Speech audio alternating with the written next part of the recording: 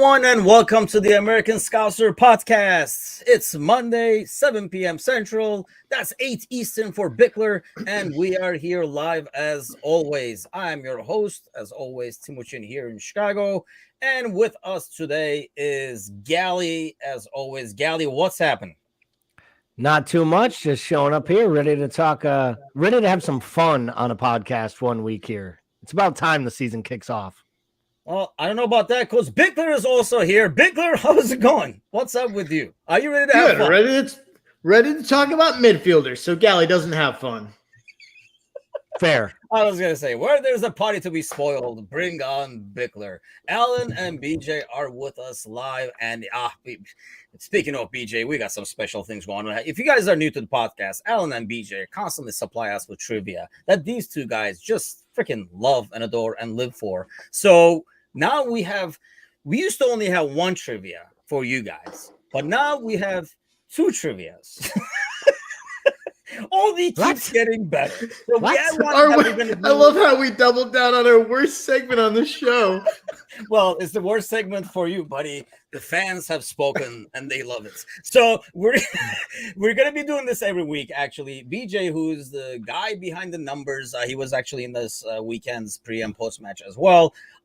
He's going to be doing these videos for the fans about teasing them for the trivia that's coming up. And not to mention, check that out. Now we have our own graphics for trivia. Bickler is never freaking impressed, but I was impressed. This is Tony's great work over here. So we'll start with BJ's fan one first, and then I have another trivia for you guys because I told BJ that you guys would Google this shit and act like you know what you're talking about otherwise. So we start with 100%. That one and go from there. Hello, everyone. This is BJ, the old fart soccer nerd, from AmericanScouser.com and the American Scouser YouTube channel, here with another one of my fun trivia questions. So let's go. Of the 27 home Premier League matches played before this current season against Newcastle United, how many have Liverpool Football Club lost? How many have they lost? I'll give you a hint. Not very many.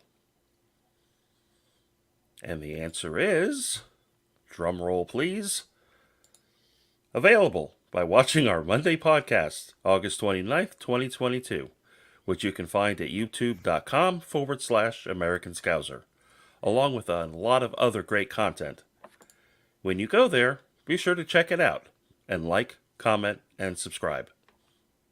See, this is good because I got BJ to do that. What a cliffhanger. It is a cliffhanger. And what is your answer there, buddy? 4. You can't even work Google, man. Gally, what do you have for your answer? How many times? Notice the BJ made the question very clear, like he emphasized and everything. Well, I mean, he's just good at doing it. Unlike that. No, we're good. Good. What do you have, Gally? Yeah, can I say not many, because I'm pretty sure he gave the answer as not many. I'm gonna say 3. You guys are both wrong. He did mean it when he said not many, almost not any. They had only one win actually all this time at the home games. So that was that. I figured you guys would be all over that work on Google, but kudos to you guys for not doing the research or the homework. Okay, so I had one, thinking you guys would be prepared for that one. I have one separate for you guys. So obviously we're going to talk about the Bournemouth game and how much fun that was. But this is the first time Liverpool scored 5 goals in the first 45 minutes since when? When was the last time? I think this was mentioned actually during the game as well. So this is a little reading comprehension for you guys, or listening comprehension, I should say. When was the last time Liverpool scored 5 goals in the first half? Gally, we'll start with you because Bickler's already shaking his head. I have no idea. 5 league goals in the first half? They scored 5 goals in the first 45 minutes of a league game. When was the last time? Yeah, I can only remember 4. Yeah, I remember the 4-0 against Arsenal. And that was in 30 minutes. I remember the 3 against City, 5. Next up, I got to introduce some like I Jeopardy. genuinely have no clue. I'll say 8 seasons. Listen, you make the trivia sign essentially a bar sign. You get me and Gally on here and expect us to do well. It's like, I don't understand. Like, I just feel like you have to adjust your Was that expectations. distracting for you? Made you want to get a beer instead? Okay, well, you guys are clueless. Okay, the answer, and this one was from Alan, so I get to use everybody's trivia this way. Last time was September 1958. Oh, yeah. Come on, how do you guys know those? Against Brighton. Honestly, the only way to know it is they did mention it during the broadcast, so it was going to be more one of those. So I was having too much fun trying to figure out who the moron was in color commentary during that match. Yes. Then I was trying to figure out, then listening to too much. That's not fair because you like Tamuchin was like in high school when that match happened. That's not fair. I was expecting this lame burn. Kudos to you. Okay, let's go to the game. That joke. And let's get some burns on our Bobby hating friend Gally over here. So, Bickler, I'll start with you so that you can talk about Bobby and make fun of Gally at the same time. Oh boy. I would love to say Gally was alone in this, but he was not. There are plenty of us. Bobby, it's very well documented, is my favorite Liverpool player all time, personally.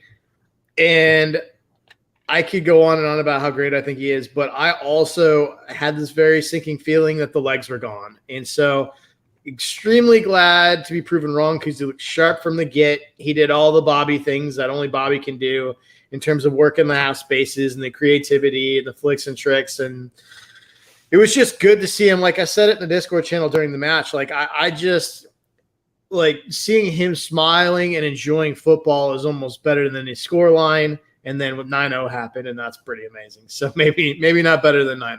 But it was good to see him back. I mean, dude, 3 assists and a goal in 31 minutes is the first 31 minutes of the game is pretty amazing.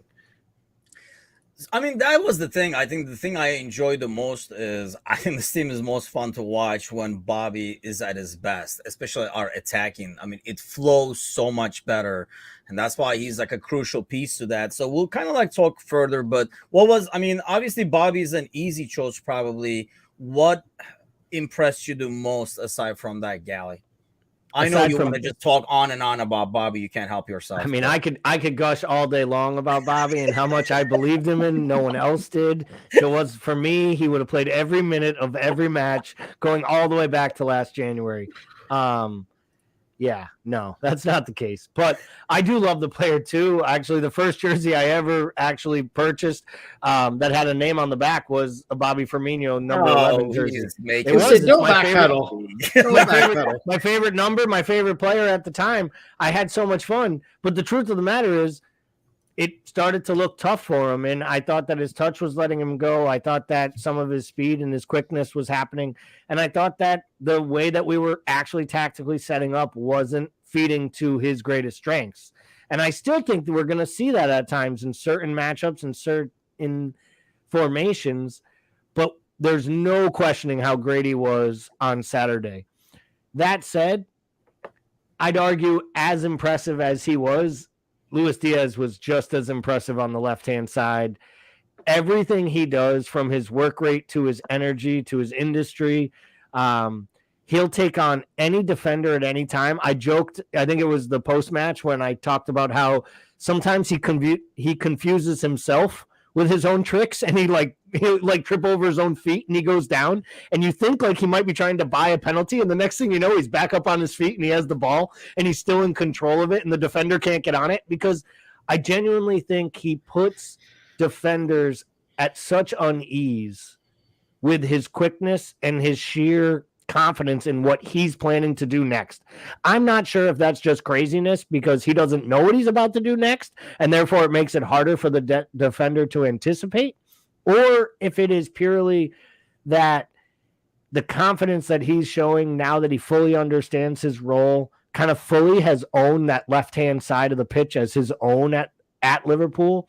And I think as he starts to get better relationships with his fullback and his midfielder, which I hope to happen soon, I think we're going to see an even more attack-minded Luis Diaz. And he just pops up all over the pitch because it looks like he has free reign to go anywhere within, his areas of the tactical formation. And he's not afraid to pop up all the way on the right.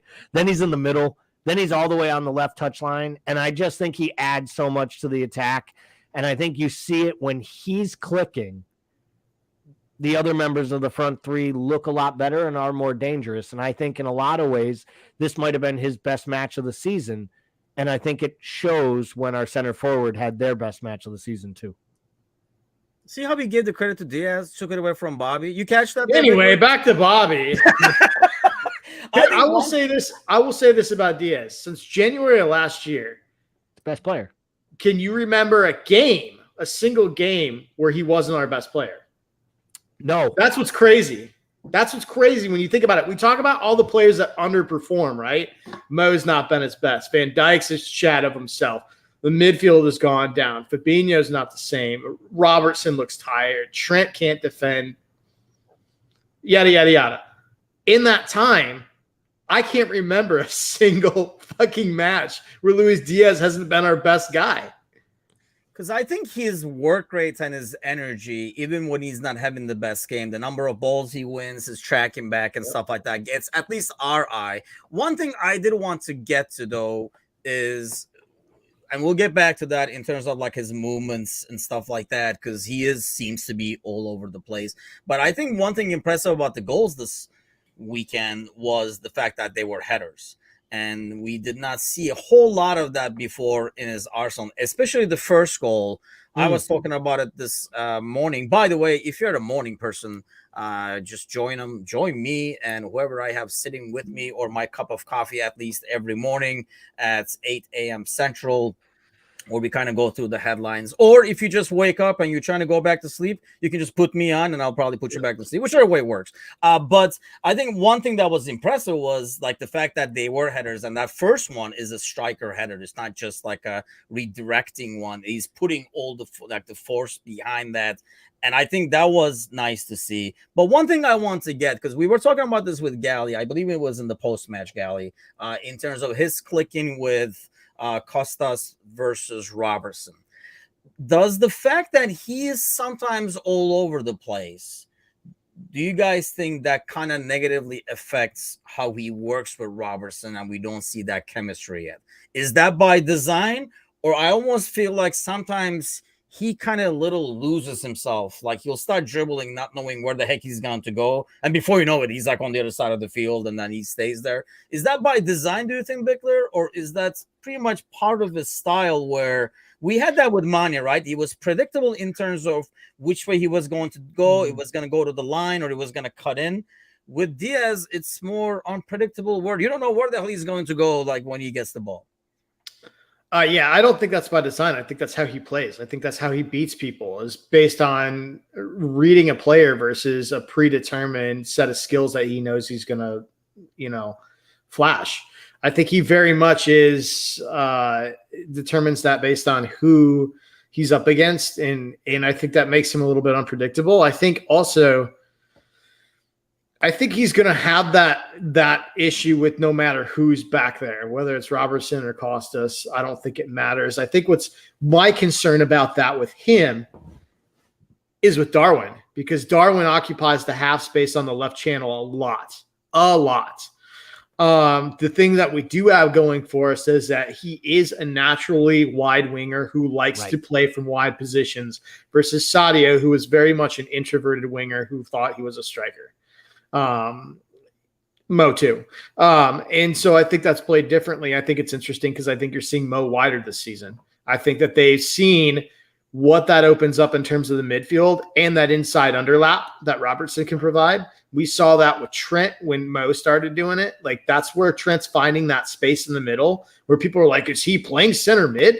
No, Mo is super wide and he's cutting in through the half channel on the inside now. And that we first learned that when Diaz came in, and it was quite on accident, I think. So I that's my worry about Darwin though, is like how is that gonna look, just because of the positions that Darwin likes to take up where he does drift wide, and it's usually left. And aside from that, obviously Bobby's performance today kind of changes a lot of things, or does it, Gally? I mean, maybe not for Gally because he's not a big Bobby fan, but overall, like, does it change things? Obviously, you have this guy on the bench. Does it just buy Nunez more time and less pressure so he can continue to come off the bench, perhaps? Or do we have to find a way to have them both out there, like the formation change we're talking about, which does not seem Klopp-like? Long term, we have to find the way to have them both out there, in my opinion, if we want both to be playing a lot of minutes. Because it took 1 match and a half, and Darwin was basically the starter. It took 1 match, and Darwin was the starter because Bobby wasn't fit for match week 2. And then Darwin goes out and gets sent off. And I want to be really honest here. If Darwin doesn't get sent off against Palace, I believe he starts against United and Bournemouth. So I don't know if we would have even seen the Renaissance Bobby performance we got against Bournemouth had Darwin been able to start the United match. Because I think at that point, if you jump it to there at that point, I think with the output you were getting, I think he would have continued to get starts, and I think he's going to continue to get starts. What for me was so intriguing about Bobby's performances is he did it from minute 1, which is something we haven't seen in a long time. It's taken him a while to get going, which is, I think, exciting for me because I think Bobby Firmino offers an awful lot for you from the bench. That he gives you the ability to change a match. He gives you the ability to change the way that you're playing. And he can really, if you wanted him to, he could substitute for 2 or 3 different players if you needed him to be. And if we saw anything right now with our injuries and our ranks right now, is we don't have enough players in this side unless everyone is fit to have match changers from the bench. Because we basically had Carvalho and Milner as senior players to come off the bench in the last match. And thank goodness we weren't playing Bournemouth. Because if that was a tight match, I don't know how we would have changed anything in that match. So I think Bobby offers a lot. Some from the start, and he's going to offer a lot from the bench as well. And this is all before we get Jota back, hopefully the end of September as well. See, here's my thing. I actually feel the opposite. I feel like Nunez would be a better person to come off the bench because if we're struggling to score and, you know, the opposing team is packing it in more and more and more, that opens up less and less space for Bobby, whereas I think Darwin gives something different that we can use. But going back to what you were talking about with Bournemouth, do we take a lot of credit for what's going on, like the from the minutes 1, Bobby's performance, goals coming galore, or how much of the credit should go to Bournemouth, who just came out like it was like preseason and like had the audacity to kind of keep pressing and thinking they could keep up with that press, which obviously opens up a lot of space for Bobby that he thrives in. Not to mention you had Elliott, who kind of likes that space as well. Yeah, I think it's probably a little bit of both. I mean, I think Bournemouth is one of the last teams I can remember coming up from the championship and actually getting worse in the transfer window. I think they have the potential of being historically bad this year. I think I will say this about the game. That is the first game that I've seen probably since like March-ish of last year where we came out and didn't worry about, we didn't sit and look at how a team was set up. We came out and played our football, like the way that we play football. We didn't wait to see how a team was going to stack up and play. We didn't wait and see if they were going to press. We didn't wait and see if they were going to stack the box. We went out and played our football and worried about our identity on the first whistle.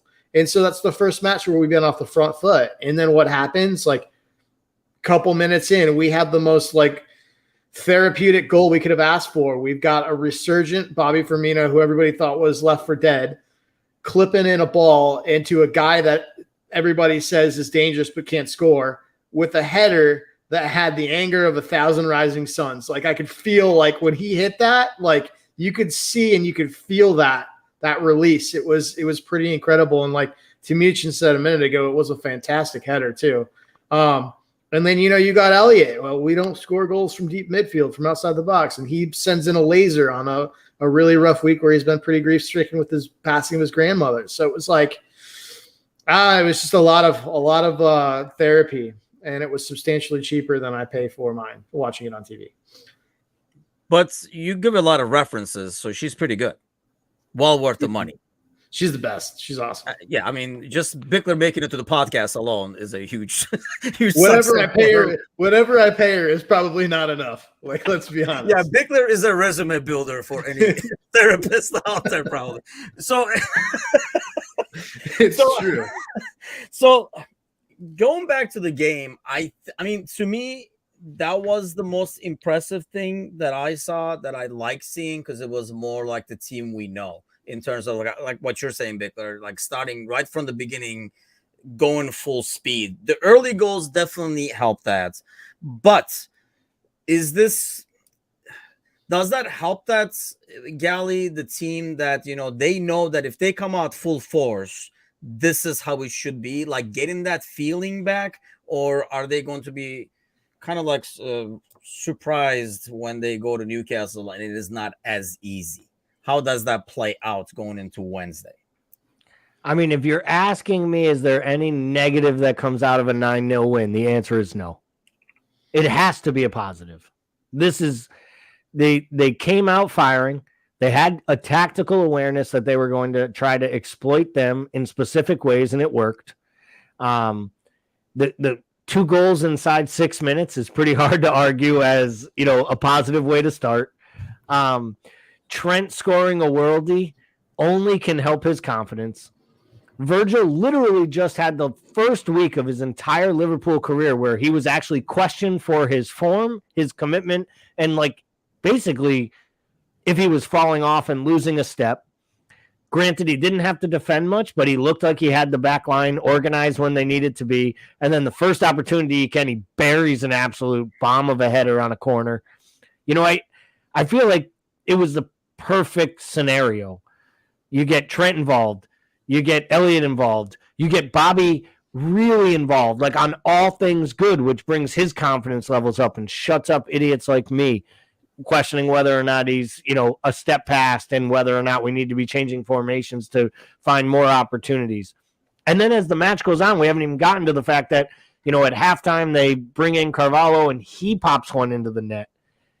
I know you want to talk as a defender about how terrible the own goal was and how this match should have ended 8-0 because that guy was offsides and therefore that goal should have been ruled off. I completely disagree with you, but that's for a different conversation or one we'll have in 5 minutes. But we will have it in 5 minutes. I know we're gonna have it. Oh, we know you're gonna get 2 strikers telling you we don't understand why the guy should be offsides. Then you're gonna get the defender telling you he has to be offsides because he was offsides. Except for the defender doesn't know he's offside, so he has to defend it. And then when he throws his leg at it, it immediately isn't offsides. I understand where you're coming from, but by the letter of the law, and I think that's what your real issue is with the rule, not with what the call was, because the call on the field was accurate and correct. But all of this just creates, for me, the muscle memory that brings these guys back to the fact that they are badass and that on their day they can just run roughshod over anybody in this league. Because if they played like they did against Bournemouth, they're not hitting 9 against City, but they're scoring goals if they're playing that fluent and that good of football. They're scoring against any of the other low block, terrible defending teams. That would have got a goal or 2 against shitty-ass Burnley, even if Sean Douche was the coach. Good old Sean Douche. Where is he at these days? I'm pretty sure he's just somewhere acting hard and telling people he's woke and living. He's like a bouncer at the local pub, probably. So, Bickler, let's get to you, because I'm glad he brought that up, because I got a lot of flack from these freaking forwards on the post-match, but now you're another freaking forwards. Do you agree with me that any decent defender knows that the attacker is right behind him? That's why he's lunging. And Gally is right. I mean, by the rule, yes, it is. It's the correct call for them to overturn it. I'm just not agreeing with the law where he is not lunging like that if there isn't an attacker behind him. I guess this was all nice and dandy. We got the goal. We were like, whatever. That was 6, right? It was the 6th one, I think, beginning of the second half, right? First goal we got in. Mm-hmm. But I would be quite upset if that's a goal that, I don't know, freaking like City or somebody has against us. I mean, I can see why you really hate baseball, because this is one of those rules that's a little bit like 1,000 other rules in baseball that don't make a whole lot of sense and aren't very practical, but are still in play. Like the sacrifice fly rule, the infield fly rule. Like, I mean, it just makes some of that shit like, and that's basically, this is that version. This is the infield fly rule for strikers, essentially. Like, it's like, and I feel the same way that I feel about, like the way that I feel about the play is probably the same way that I feel about like all of fantasy EPL. Like, I understand the rule, I just don't get it, and it doesn't seem to make sense to me in terms of why that's applied that way. But yeah, it was the correct call. I'm glad you brought fantasy up, because we'll probably talk a little bit about that. Actually, if you are regularly watching our channel, you know that Gally is the fantasy guru, and they do a show with Matush every week on the fantasy. Apparently, Bickler is not listening or paying attention based on the scores we're seeing, but that's a whole different story. We'll get to fantasy. So I agree with you, Gally, in terms of like knowing that, hey, if we go full force, this is us. We're back to ourselves. Are we back to ourselves? I'm afraid to ask Bickler, but after that win, do you say we're back, baby, or are you still thinking, well, thanks to Bournemouth, we were kind of back? Where are you at? I'd probably say it's an 80% we're back, and the reason I say it's 80%, no, I'm serious. The reason I say it's 80% is it's like, it's literally like that grown ass man who comes outside, whoops his 12-year-old and pick up basketball and is like, I'm still badass. Like, look at me. I can beat up on a 12-year-old. When the truth is, we beat up on a championship side 9-0. I'd like to see us go out there on Wednesday to a slightly depleted but much improved Newcastle side, and I'd like to see us wisp them across the pitch as well.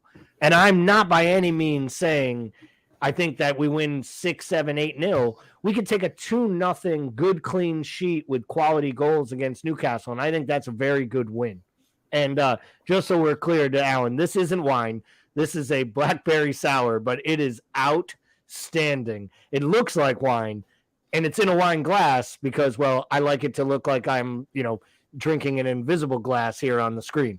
But I'm always glad that Alan is so focused on what we're all doing in our homes and in our places and how we are and how we're operating. So, Alan, you really missed out, Alan, a little bit ago.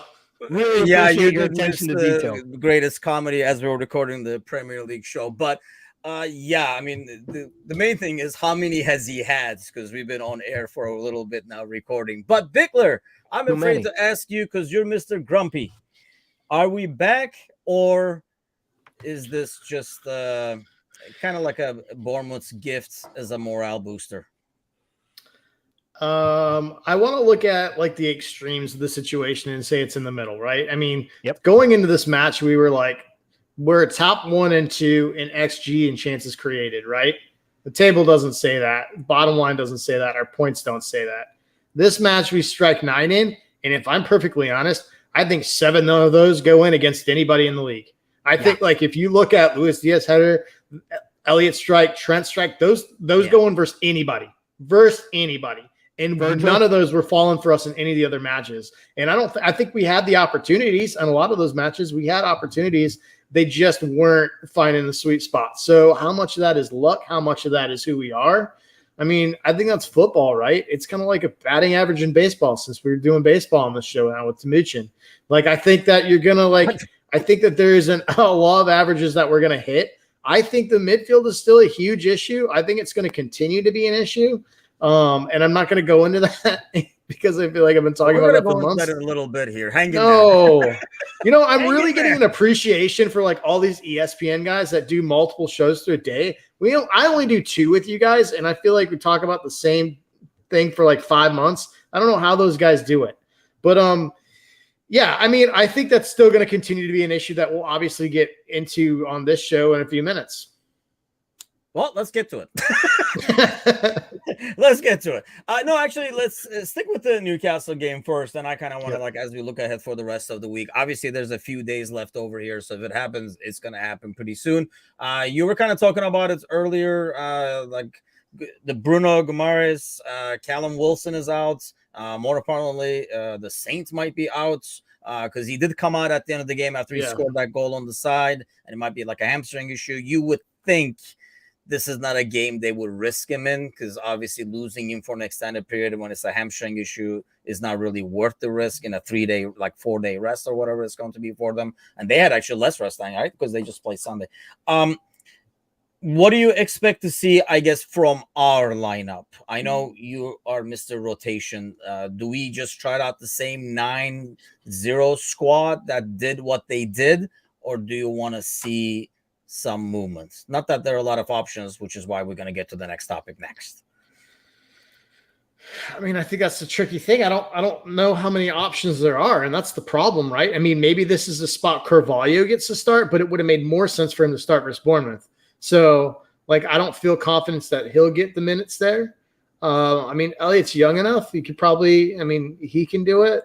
You got to figure they both each played a half. So, yeah. I don't know, man. I really don't know how this is going to go. Like, I don't think they've got – I wouldn't think there'd be too much rotation, because how much rotation can there be? I mean, like, well, Matip's coming in, right? So you're going to start him cold versus a pretty decent Newcastle side? Like, you know what I mean? Like, Ramsey's never started yet. You're not going to throw him in on the right side. Jones, I don't love that. That's for sure. Like, you know, coming in, like, so I don't know how much rotation there actually really can be, period. I mean, I personally want to stay with the starting 11, and going back to what Gal was talking about earlier, I mean, maybe some of these guys coming back will make the bench a bit more respectable. At least you'll have some senior players there and not just like kids playing with their toys. I mean, it was definitely good to get those guys out there as well. I mean, this was like it turned out to be an ideal game to have some of those younger guys on the bench and get them some minutes and debuts and stuff like that. But how about you, Gally? Like, what do you want to see and what do you expect to see? Because I'm sure those are not the same. No, they won't be the same. I expect there to be a little bit of rotation, because I think when you play 72 hours after a match, it's smart to make some rotation when you're going to be playing midweek matches for the next 6 weeks and you have a depleted side. So, you know, do I think Tsimikas should probably start in this match? I do, because you have him and you trust him enough to let him end matches when it's 1-1 or 0-0, like close matches. Then you trust him to start from the rip. And from what I heard today is that St. Maximin's been ruled out. So if that's the case, they're down their top 4 players in Wilson, St. Maximin, and Guimaraes. So for me, you can afford to start Tsimikas at left back. I do agree with Paul. I'm not going to start Matip. I think you have to allow Gomez to get a third run out there in a row. He's earned it. He played well, I thought, against Bournemouth. Not that they were asked to do much. I thought he played better than Van Dijk against United. So, you know, I feel like he's done nothing to lose his side or his place in the side. As far as the midfield goes, I'd like to see Carvalho given a match. I'm going to say something you're not going to like, guys. There's a reason the old man Milner didn't get off the bench in the 9-0 win. I think he starts for Henderson tomorrow. No. I think he's the captain. He's the captain. He's the captain in the side on Wednesday in that midfield. Get this man off the air. Hey, it's one of two things. Do you guys believe Klopp benched him? Do you guys think Klopp benched him because he yelled at Virgil? Do you believe that bullshit rhetoric that's going out there? No. Right? You don't, right? No one believes that. He sat because they were up 5-0 at halftime, and there was no reason to play those old bones. But right now, he's our 4th midfielder. He is ahead of Carvalho in the which 3 start in these 4 spots. He's number 4. And I think, you know, he's got to be the saddest 9-0 pod ever. It's the truth. I'm just telling you. I wouldn't be shocked. What a downer Gally is. I know. That's why I'm sad. It's true. I'm being realistic, though. I genuinely think there is a good chance he starts over Henderson. You know, Henderson's had injuries. He's had issues already. He missed another day of training this week. So there's a chance that he's still carrying something from 2 weeks ago. And if we've learned anything with Henderson, you need him fit. You don't need him playing every minute. But you can't have him hurting on the sidelines, because I think he's important in training. I think he's important on match days, that he's on the sidelines. I think it's important that he's sitting on the subs bench sometimes. And I think that keeping Henderson fit and playing at his highest level is really, really important. And there's no way in my mind you sit Fab after he played his best match of the year against Bournemouth, even though he didn't have to do much. So if you're asking me between the three midfielders who started last week, which one is most likely not to start this match, it's probably Jordan Henderson, and it's sure as hell not going to be so Carvalho and Elliott can play in a three-man midfield together. I think, to Galley's credits and our scare, because I'd rather see Henderson out there, at least in the beginning of the game, is he did do the last 20 minutes so you can start the next game thing with Milner by putting him in the last 20, and then Henderson only got 20 minutes of rest. I would have loved to see actually like the whole 45. We were up 5-0. Would have liked to see that at halftime, get him some rest, because he is crucial and you do need him out there. I think especially this game, but then obviously you have a short turnaround again, come back Saturday. And guess what, kids? It's an early morning game. So obviously we're struggling to find midfielders to put in there, and there's a few days left. Klopp said he was wrong, Bickler, and you were right. He flat out said Bickler was right in the press conference, called you out by name.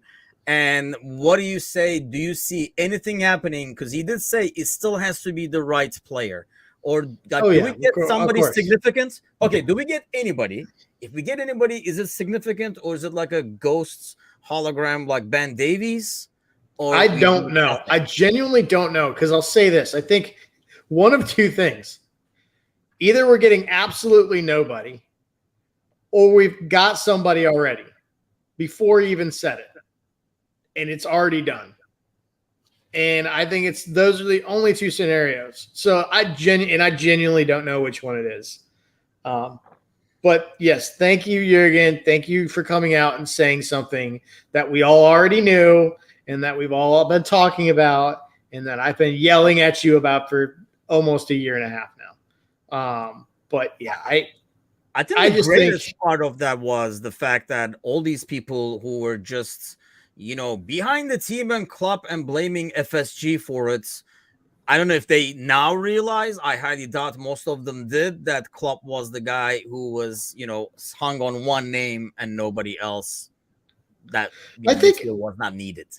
I think there's a knowledge gap to some extent with some supporters. And I also think that if we just look at the facts, right, and use the common sense, we know, regardless of what anybody says about, we don't have an official firm bid. We know that Jurgen Klopp flew to Monaco. We know that every reliable journo in football who's close to situations all agrees that we were there and we were one of two people at the table with him. The player came out and said that he had agreed to terms with us. So we put all that information, and let's just go out on a limb and assume that that's true, because it makes sense. If that happened and that's 80 million, do you think FSG turned around and was like, nope, it's only for that player. Can't spend it on anybody else. Sorry, you got to wait. That's not common sense. So then we have to deduct that 80 million was for the squad to be reinvested into the squad, because it came independent, separately, and after the Darwin deal was essentially finalized. So we can assume that that's 180 million in a window for a manager to spend, and we haven't spent it. I do not know how we get to the point where we blame that on ownership and not on Jurgen Klopp. And what we know of Jurgen from historical standpoint is that he's always preferred to work with smaller squads, all the way up through Germany, all the way up through Dortmund. And we know that he has always kept paths clear for younger players, and he's been criticized for being overly loyal to young players. Now, all those things we have fit with what we wanted kind of as we were growing as a club, right? Out of the mid-table years, reinvesting, getting younger, developing players. There comes a point in time where those things don't really work for a squad trying to achieve a certain degree of success and getting to a certain point. Now, I'm not saying that Jurgen Klopp is not a legend. I'm not saying he's not going to continue to succeed here. But the fact is that he prefers to work with the smaller squad, and that he does have trouble going out and making additions sometimes. And it's been a criticism for a while. And so it's not you factor that into the fact that of the Tchouaméni money in the bid, it's pretty clear why the transfers haven't happened. And it doesn't have to do with the ownership. It has to do with the fact that Jurgen Klopp said, I want this guy or this guy. And if I can't have this guy or this guy, this squad's good enough and I'll work with what I have. Thank you very much. I think partially, I mean, you're probably partially right where it's like a, gap in info. But I feel like a big part of it is, first of all, when it comes to money being spent, we all assume who's going to say no, right? Like if I say you want 100 million to spend on players, who's going to say no? And the second part is, and I think that's especially in our scenario with FSG, the part is people are always looking to blame FSG for something who were against FSG all this time, but did not have the platform or the situation to be able to complain because obviously the team was successful. This was kind of like, see, this is FSG stopping Klopp and stuff like that, Gally. And now when Klopp comes out and says this, people are still in denial that it's from Klopp and it's all about coming from FSG. Well, that's because they feel that Jurgen Klopp is basically like a saint. He can do no wrong. He's infallible. You can't question him. You question his tactics, you're wrong. You mentioned something like, the way he basically berates officials or gets on top of people, and it's like, well, that's just his personality. What's wrong with you? Why would you? Jurgen has all the answers. If Jurgen says so, it has to be. It doesn't have to be. The man is amazing. He's the greatest manager in my lifetime of this club. He's the greatest manager right now, in my opinion, in the Premier League, because I think he actually does more with the talent in which he is given than any other manager does. And that was seen by, 3 finals, 2 trophies, and 15 minutes away from picking up what might have been the most impressive of all of the trophies he's won would have been winning the Premier League title last year. Yeah. Because City had the thing dusted in March. It was done. But he kept those guys playing to win every single match down the stretch. And they weren't playing well by any stretch. As Paul said, they hadn't played a complete football match since March, honestly. And that all of those things, right, when they're thrown into the equation, he gets zero blame for anything we ever do that doesn't go well. Jurgen sets us up poorly, not Jurgen's fault, players' fault. Guys don't show up and play well at United, can't be anything to do with Jurgen.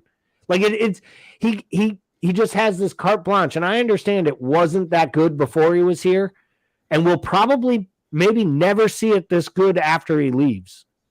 But when he's gone, I hope people can look back and look at the whole thing and see all the highs, but also realize there were some lows. And there were things he did, from the way he talked to the way he answered questions, that at times, if it was any other manager at any other club, we would be poking fun and getting frustrated. And, we poke fun and make calls that, Pep is a checkbook manager, right? But when we spend big, we're not like, oh, Jurgen went and got a $90 million midfielder that he wanted. Because it's like he wanted that guy, so they had to go do it. And I just feel like he is in a perfect situation with a club, with supporters, and with ownership that he aligns with. And every once in a while, it would be okay for our supporters to recognize when they don't like a decision the club makes, to not decide whether it's something to either defend Jurgen about or blame ownership about. Because there's got to be a middle ground there, because they do all of these things together. And I just feel like it's a classic example. He gets all the credit when everything's going great. It's all about Jurgen. And then when things aren't good, or we don't sign a player, or it's not going the way we want, he has to come out and make a flippant comment like he did this week, like, you were all right and I was wrong. Which is another way to say, like, I went back and told them they should go sign a player even if it's not one of the 2 I want. Now the question is, did I leave them enough time to go find that player? If we don't get a midfielder, it's on Jurgen Klopp, not FSG. It should be, yes. I mean, especially after he admitted it. But, I mean, I think we have plenty of time. The problem is, I think it has put the club in a worse situation because now everybody knows.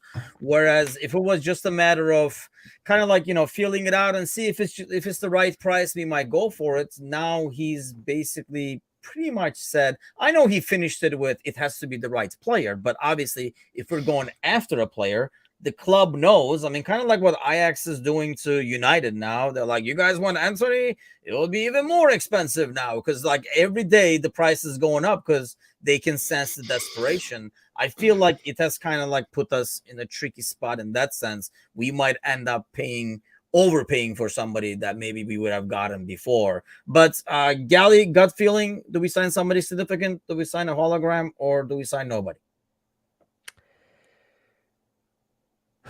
We sign a player. I hope it's like a Larimer from Leipzig. I think that would actually be an improvement. He was a player that was on the radar and I think fits the profile of the player we need.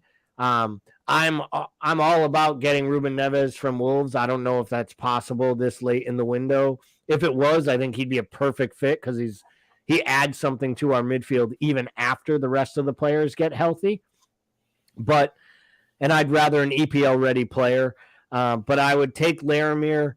I would take Neves. I won't lie to you. I don't feel great, though, that it's going to happen and that it'll be either one of those two players. I do think we get a body in because Klopp said we're going to get a body in. I just don't feel great that it's going to be a player that actually moves the needle. More than anything, we need our players to get back to fitness and stay fit. Which is starting to happen. That's why when I saw all those guys in practice today, like Matip, Jones and stuff, I was like, well, we're not signing anybody now. But I still feel like something is going to happen. We've kind of like, Alan says, will anyone leave? I know Sepp just left on loan, correct? But I don't know. I mean, I can't think of anybody. I mean, if you're asking for, Keita, perhaps, if that's going to be some kind of a trade deal. But I doubt it. And obviously Ox or anybody like that will not be going to that. So let's do this real quick before I get some predictions and touch up on fantasy because Bickler keeps smiling over there. So it's a good time to put an end to that. I would say, do you know where you're ranked, Bickler? Because we're almost at the end of the podcast. We might not have enough. Yeah, I'm towards the bottom. I'm in the 180s or something like that. It's pretty bad. Okay. So I'm not going to scroll down all the way down. I'm telling you, though, that team that I put out this week, that is the lowest that team will ever score together on one sheet, even if two of them are injured. Okay. He's laughing because he knows it's right. He's not wrong. This is actually a pretty good team. Hey, you finished with 50 points at the end. That team scoring 41 is hilarious. Like, it's so bad, it's hilarious because that team – I feel like could accidentally score 41. I have no shame in what that side that I fielded this week. None.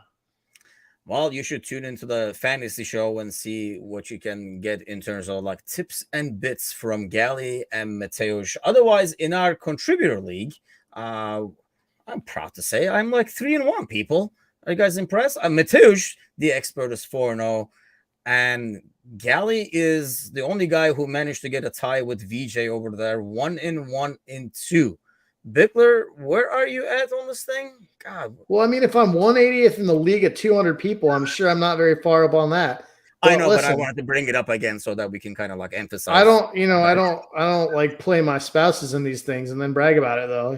Oh, good point. Know what? That's cold. Angie's team, and that's why it's named Why Not. Why the hell not is not doing so well. Sure, Why Not was the team, and yes, I'm glad I matched up with her. Actually, to be honest, I would have beaten almost anybody except maybe 3-4 teams. Listen to this guy. This guy, I'm so over this situation. I would have beaten anyone except for those three people. It's pretty much like me being like, I know I'm 1-1-2. The amount of like smug coming off this guy tonight is just unreal. I feel like when we talked about this before, like when you ride this is gonna come crashing down pretty soon. I know it. So while things are good, I'm just gonna gloat and stuff, and then I'll go back to my bitching about fantasy when shit hits the fan. So point. Wednesday, here comes the game against Newcastle. I'm hoping we continue the series. I'm expecting like a 3-1 win. Bickler, what do you see happening on Wednesday? I think we will win 3-1, and Elmiron will score and act like he won the World Cup, like he does on every goal he scores. I do like him, though. Works hard.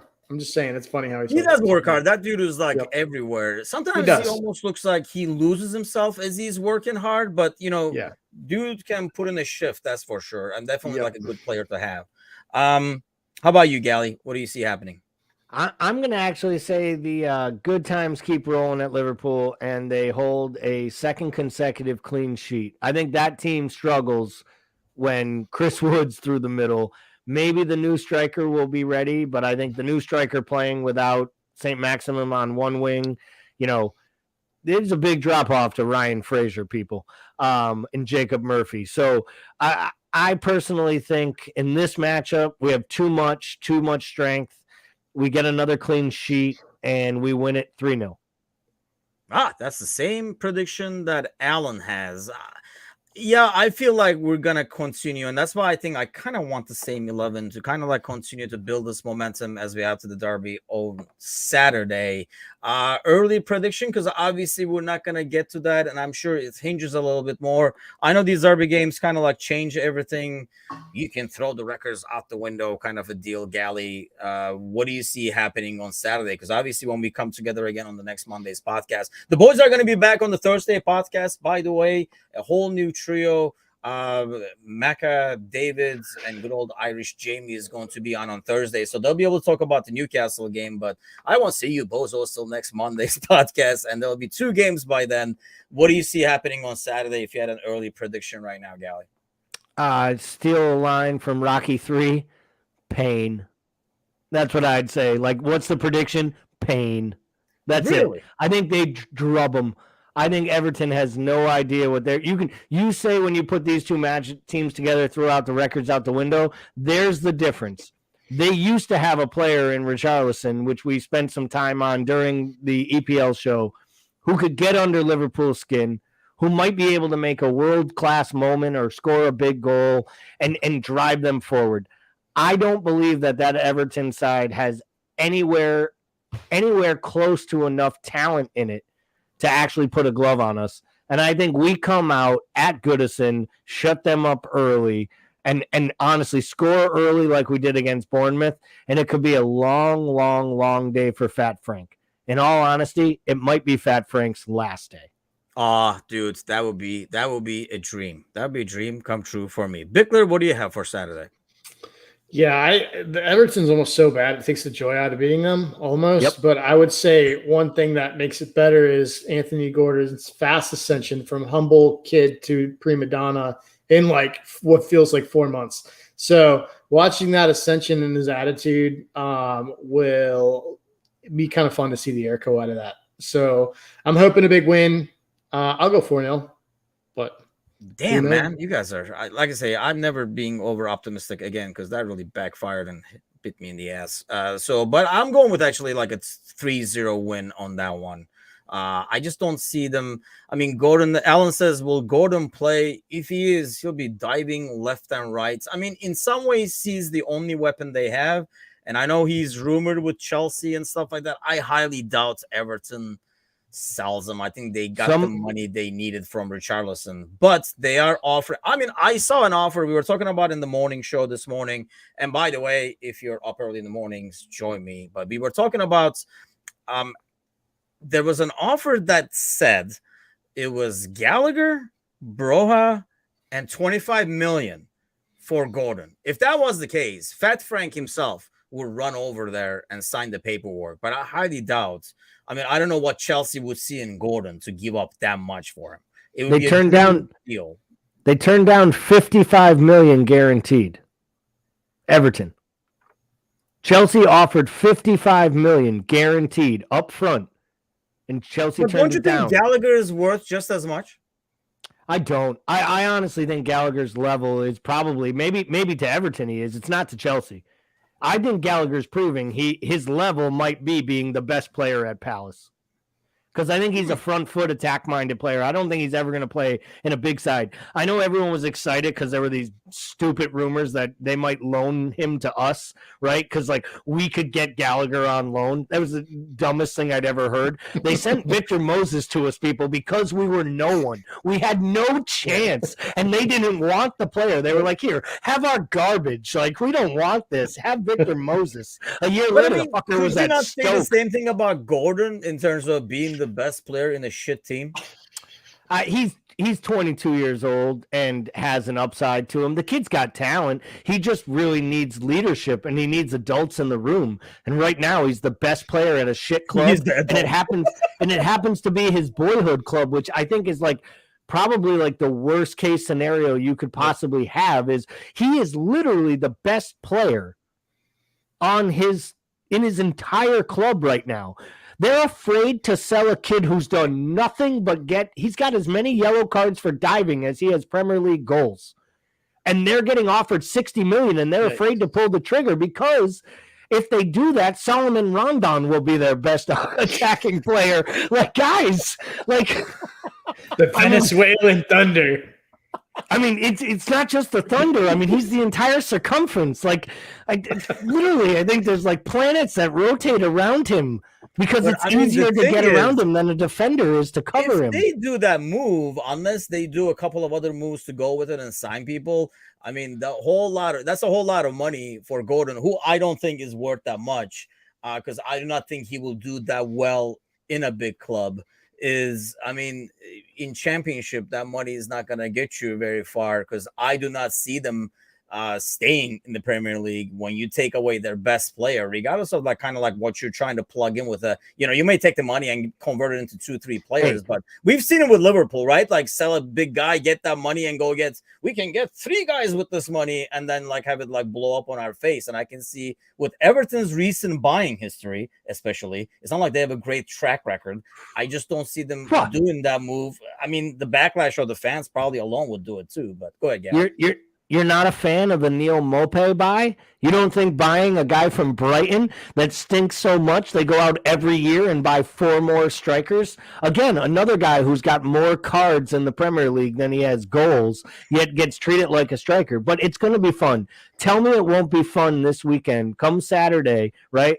When that Merseyside derby kicks off and Neil Maupay is starting through the middle, getting a red card within 15 minutes to start his Everton debut. It'll be absolutely amazing. It will be classic Everton maneuver. And Dominic Calvert-Lewin will still be sitting on the sidelines, twirling his hair, thinking about like GQ images and how he can maybe someday play for another club. They are literally the worst set up team right now in the Premier League, in my opinion. They have poor talent on the pitch. They have poor recruitment strategy off the pitch. And they have arguably the least qualified manager in all of the Premier League. Do you think they're worse than Bournemouth? Yeah, I was going to say Bournemouth is like, hold my beer. But I got him on Scott Parker. Mateo said, and this will be more Everton, really, is they'll drop to the championship and have to sell him for 20 million. So that's probably more likely there. To be fair to Scotty Parker got a team, brought 2 different sides up from the championship.